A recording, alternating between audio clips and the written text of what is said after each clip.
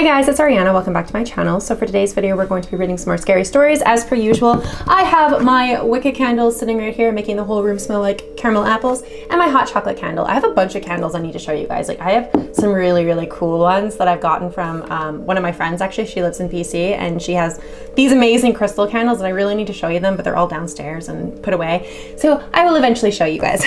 But I have a bunch of creepy stories and some updates actually from previous videos that I've done in the past, with people messaging me more of the crazy shit happening in their house. So I'm really excited to jump on into the stories. So the first story that I want to read is from the Spoopy Cjades section, and it's from the Reddit author Ruby's in the Rough, and it's titled Ghost Boy in the Cabin. So this is going to be on the shorter side. For background, I volunteer every year at a Pioneer themed show. I wear period attire and teach kids crafts from the era in a cabin. Now, this cabin was moved onto the property years ago and was built in the mid or early 1900s, somewhere around 1850, I think. It was lived in by more than one very large family throughout its uses before being donated to the showgrounds. Well, this year, it was after dark on the second day of the show. All the visitors had gone home, so the only people around were workers tidying things up for the night. I was just in the process of locking up the cabin when I swore I saw the face of a little boy peering at me through the glass section of the door. I brushed it off because I was tired, and there was a bunch of reflecting things in the cabin, like laminated informational papers and metal pots and pans. It could have been reflecting the light weird and playing tricks with my eyes. I didn't think much of it. But then the final night we were there, I was closing up the cabin at the end of the day again, gathering up all my crafting supplies, locking up to leave, and there was a little boy, probably around 8, peering at me from around the edge of the stairs in the corner. Now, some important notes. There was only one little boy, a son of one of the workers staying in the immediate area, and this boy looked nothing like him. And 2, the upstairs area isn't safe for guests to walk around on. It's chained off, and it's very loud when workers go up there for something. You can hear every little creak and step all the way up the stairs and across the upper floor. But I hadn't heard a sound, and he wasn't there a minute ago, which means I should have heard him move to get to where he was. I smiled at him, and I was just about to ask him if he was okay or lost, but I blinked, and he was gone. No sound, nothing. Just 1 second he was sitting on the step, leaning around the handrail post and watching me, and the next second he was gone. I'm not bothered by ghosts. I grew up in a really haunted house, so it didn't scare me. I just called out a hello and a good night, locked up, and called it a night. I'm hoping he shows himself again next year too, so I can try to help him. So that's a really cool experience. She just saw this little boy twice, but I'm really interested in an update. If you have any updates, because this post was actually posted a year ago. So if you have any updates on that, if you've seen that little boy again, please send me a message or send us an update, because I'm actually really curious.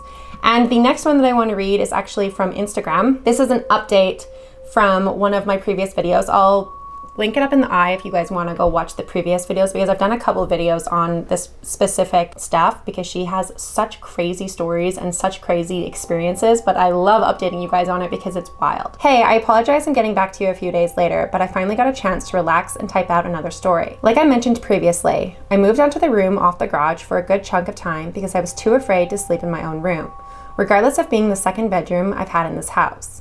Well, actually third, because I moved into my sister's room for a little while. Anyways, the layout of the room off the garage was simple. As you enter, immediately to your left and right, there's a room on both sides.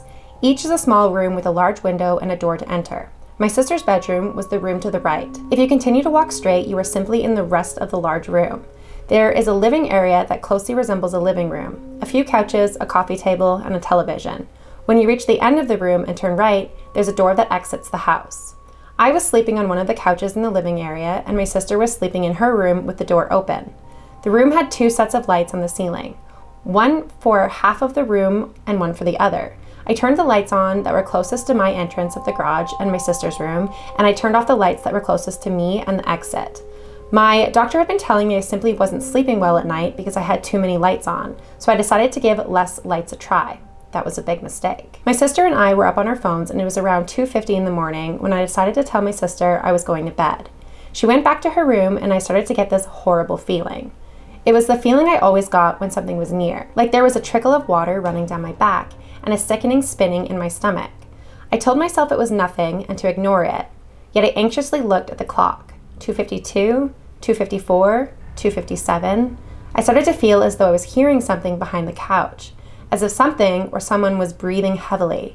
Yet I continued to tell myself it was just freaking myself out. 2:58, 2:59. Something started crawling on the ground behind the couch loudly, as if it were going to crawl around the back of it towards me. 3 a.m. I froze in my fear when I heard a loud growl coming from a few feet away next to the exit of the outdoors. I sat there in total fear, and I mustered the courage to shout out to my sister. "Did you just hear that?" She responded worriedly, "Yes." Just then, I heard the growl again. Louder, meaner, more horrible than before. I looked towards the sound to see a black figure with low hanging arms standing by the door. I ran to my sister's bedroom and I began to freak out, instructing her to call our parents. I stood there silently sobbing as I waited for my sister to call out to our parents. Tears poured from my eyes as if a faucet behind them had been turned on. By the time my parents got out there, around 10 minutes later, there was nothing and no one. I decided to go to the living room in the main house with my sister and watch Singing in the Rain before we both drifted off to sleep. Later on, when we talked about the incident, she began talking about the man that was out in the room off to the garage. I questioned her. "What man? What are you talking about?" "The man that screamed last night. Twice. You said you heard him." I stared at her puzzled. I didn't hear a man screaming. I heard a sort of animalistic and partial human growl. She looked at me concerned before responding. I could have sworn I heard an elderly man screaming a bunch of words that I couldn't understand. We left it there and decided not to sleep out there anymore. Well, at least for a while. Later that year, my sister graduated from high school, and we held her graduation party at our home like a lot of people do. She invited all of her friends from out of state, and her friend, let's call her Catherine, stayed with us for the night before she was supposed to go home sometime the next day. Over the course of a few hours of hanging out, Catherine and I had gotten on the topic of talking about angels and demons. I was telling her about how I believed that they were real and nothing to mess with. She told me she was unsure and had never had an experience in her life. However, she seemed incredibly interested in what I had to say about them. So we stayed up talking about them until around 4:30 or so in the morning. She told me she was tired and she decided to go to the room off to the garage to get some rest, since that was the room in which she was staying. I took off my makeup in the bathroom and went to my room and went to bed almost immediately.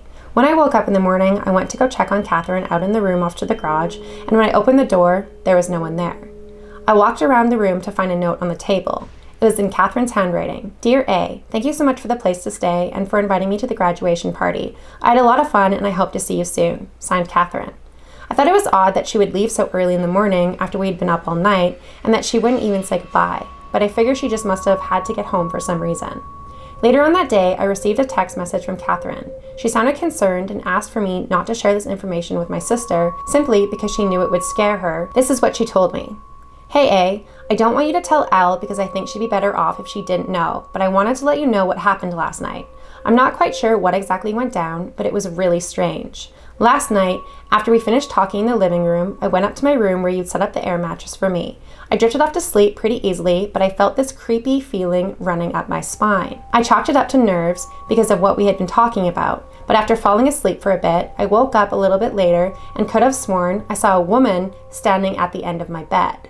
I also woke up to my purse being pushed off the nightstand. This startled me, so I decided to make an early morning and get back home as fast as I could. I guess it's safe to say I definitely believe you now about everything.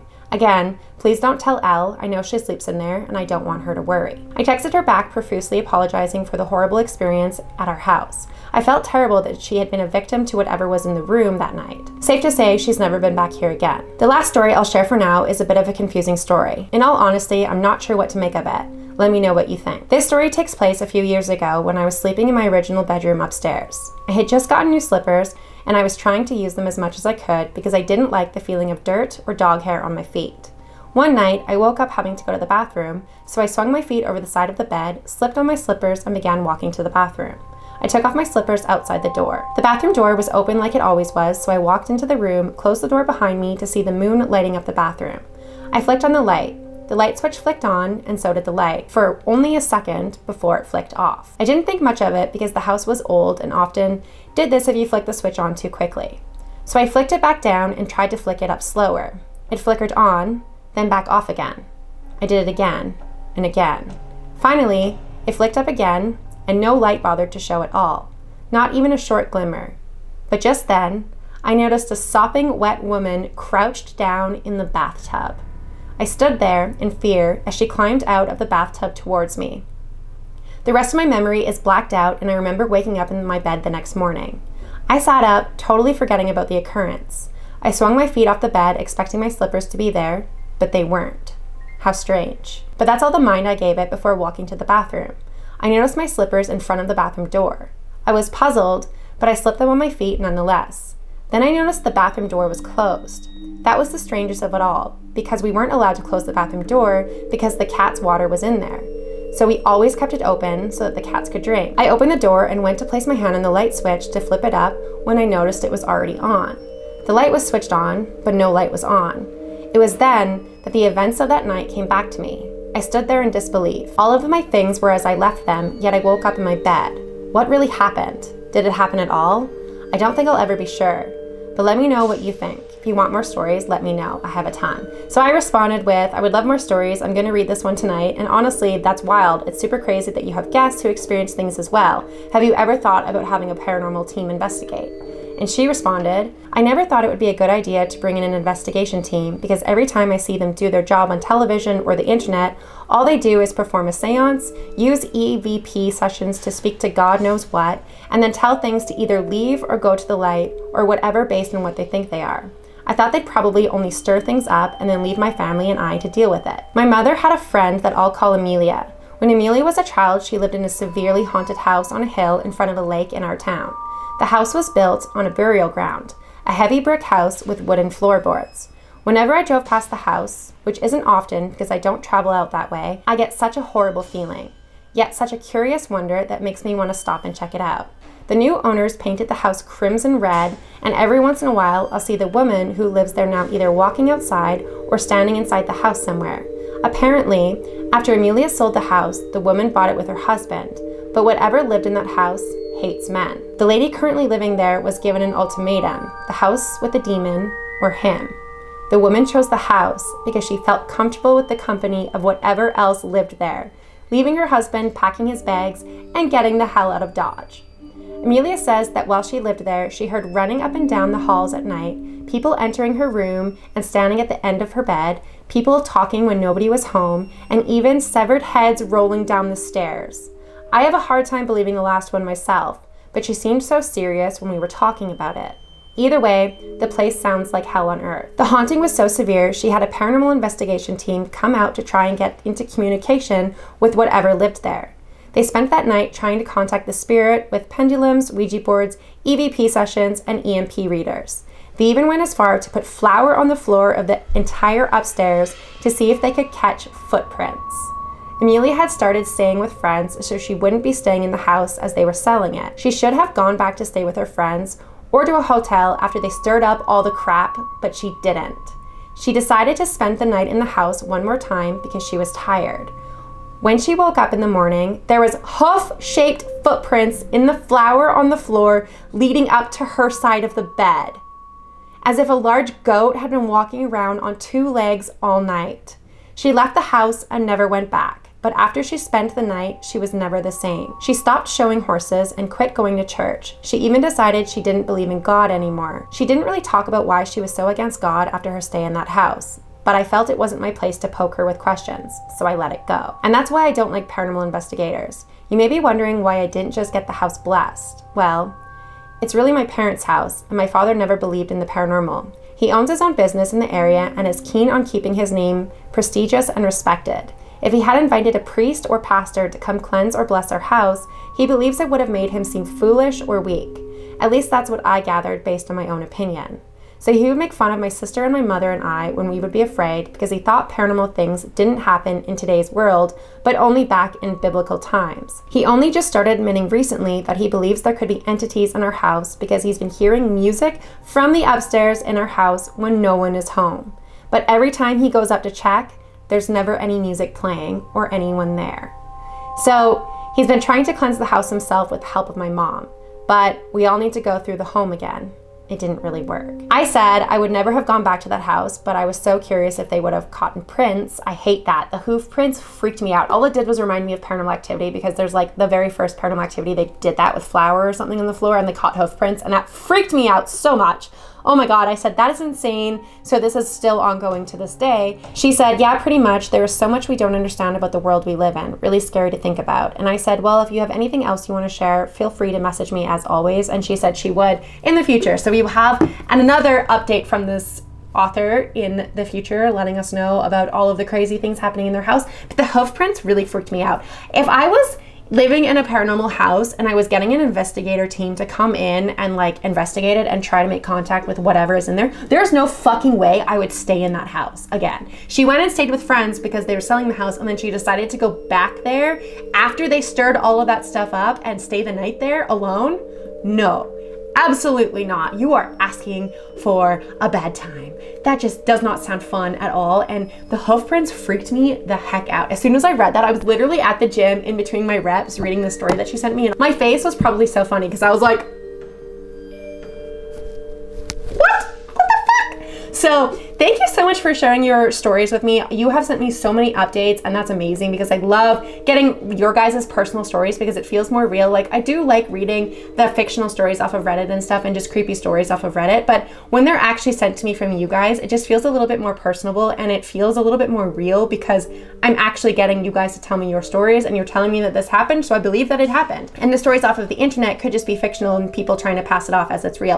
Whereas your guys' actual personalized stories that you message me, I believe are 100% real because you guys are saying that it's 100% real. So it just makes it feel a little bit more spooky and creepy, and I love that. So thank you so much for sharing your stories with me. This is where I'm going to end the video because we are already at the 20-minute mark, and I want to upload this and get this edited so that I can post this tonight. So if you guys have any creepy stories, paranormal stories, let's not meet stories, or just creepy stories in general that you want to share with the channel, feel free to message me on Instagram, or you can send me an email. All of my information is listed down below in a pinned comment, so it'll have my email and my Instagram. And you can also go to the description box where you'll find all of my codes, and you'll find all of the links to the stories if I do read Reddit stories, which I did read one in this video. So you'll find that story there, and you'll find all of my information for contacting me, all my socials listed in the description box as well. So if you guys made it to the end of the video, please leave me your favorite Halloween emoji. And if you guys did enjoy this video, please make sure to give it a big thumbs up. Don't forget to hit the subscribe button down below for more content like this, and I will see you guys at the next video. Bye.